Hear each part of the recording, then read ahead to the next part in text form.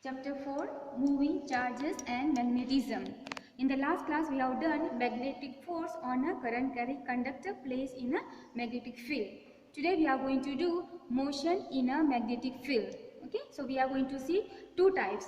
One, when the charged particle enters the magnetic field at 90 degree with the velocity with the field 90 degree, and second one when the charge is entering in the magnetic field with angle less than 90 degree. Okay, so we shall see both the motions when charged particle goes into the magnetic field. Okay, so consider motion of charged particle in uniform magnetic field. Number 1, B perpendicular to B. Here I have seen. Okay, see this cross is showing the magnetic field and which is towards inside.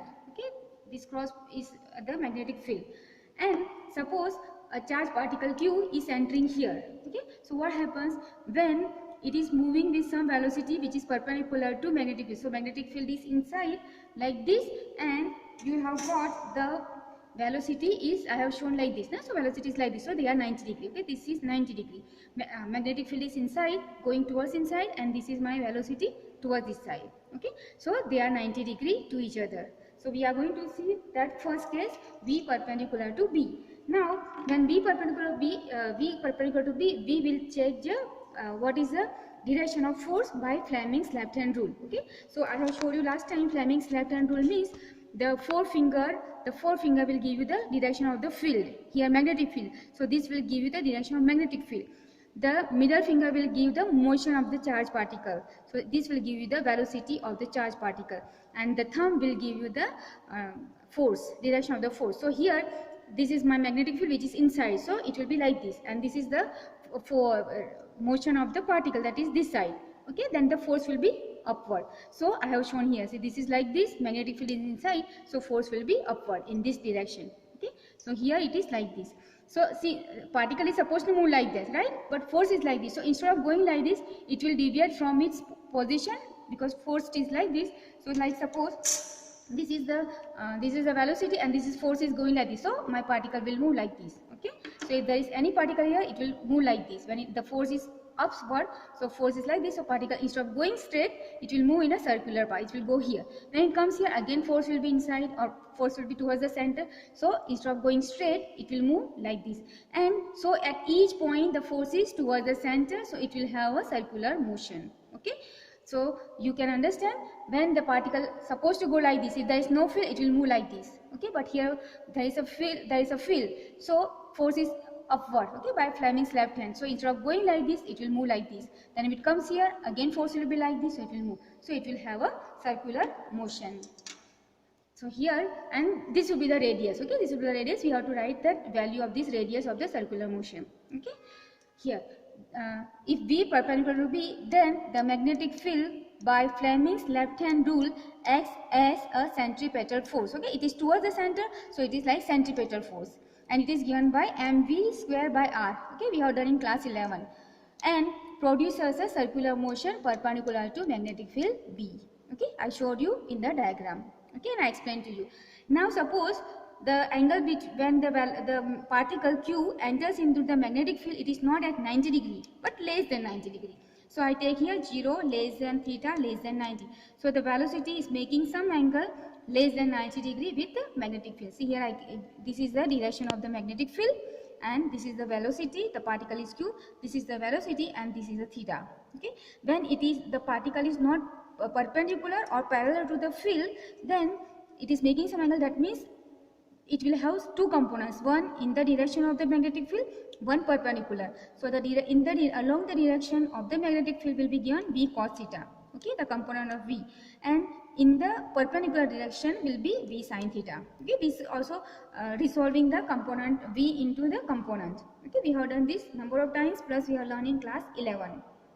If velocity has component along B, this component remains unchanged. Why it remains unchanged? Because if velocity V and B are parallel, okay, if V and B are parallel, then there is no force on it. Okay, because we have studied previously that the magnetic force is given by Q V cross B. Okay, this is the magnetic force. But V cross B means Q VB sin theta. Okay, this is the one. Now if V and B are parallel means theta is 0, or anti-parallel, then also 0. Theta is 0 means F will be 0. Okay, so if V and B are parallel, if V and B are parallel means in along the same direction, then sin theta will be 0, therefore force is not acting on it. Okay, so that's what means this. If velocity has component along B, that is along magnetic field, that means the direction theta is 0 between V and B. This component remains unchanged. Unchanged means there is no force in it. The motion in plane perpendicular to B is circular, and already we have seen the motion because of the, if it is perpendicular, then perpendicular to the B, then it is circular motion. Therefore, if we make some angle with B, V means velocity and B means magnetic field, then the motion is helical motion. Okay, so see here you can see the helical motion like this. It will move like this. Okay, so it will, in the previously what we saw, if it is 90 degree, only in the circular motion. Okay, so if you see like this circular motion, but here what happens, circular plus helix, so it moves ahead. See here I have shown like this. Okay, so it goes along B also and also in a circular motion. So perpendicular is responsible for the circular motion, and the along this along the component along B is responsible for the motion towards this side. Okay, so therefore we have got helical motion. So this is helical motion. The previous was only circular motion.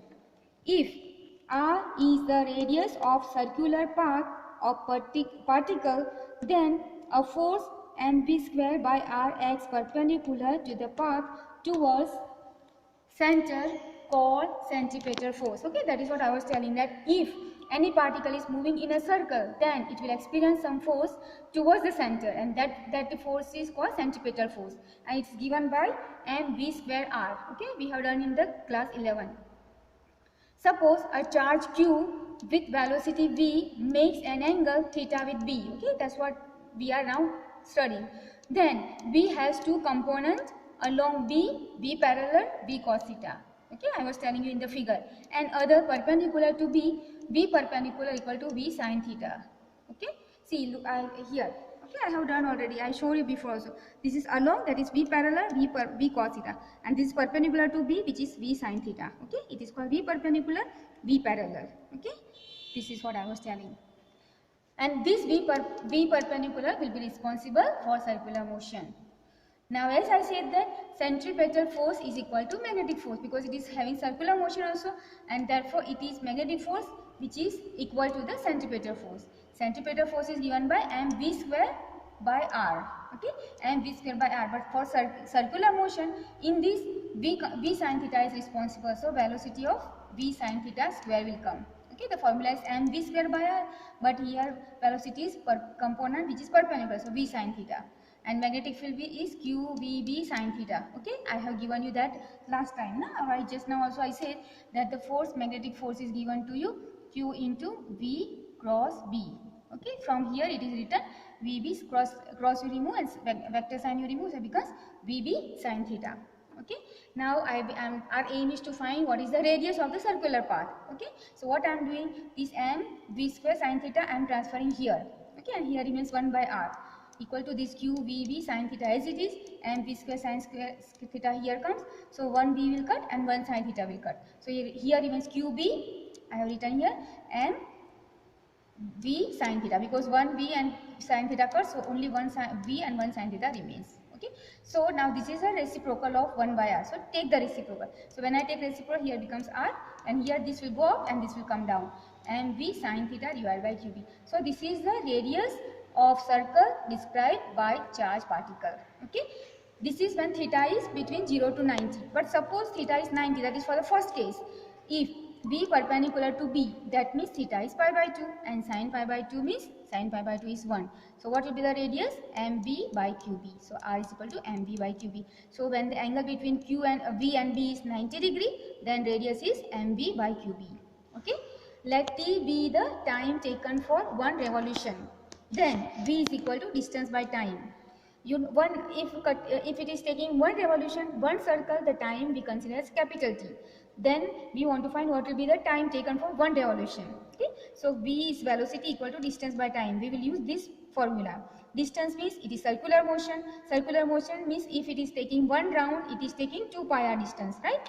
If this is a circle, you know what is the circumference of the circle? It is 2 pi r if r is the radius. So that much distance it is cutting. Okay, so distance will come 2 pi r, and time for one revolution I am taking capital T.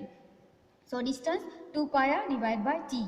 Okay, I want to find T. So T I will transfer this side and V I transfer here. So T equal to 2 pi r V sin theta. Why is V sin theta? Because for circular motion V sin theta component is responsible. Okay, so it comes V sin theta. If theta is 90, then it will become only 2 pi r by V. Okay, so T is equal to 2 pi V sin theta, and I am going to put the value of r from here. Okay, mv sin theta by qb. So this r value you place here. So it will come mv sin theta by qb. Okay, so v sin theta will cancel. Okay, from both v sin theta cut.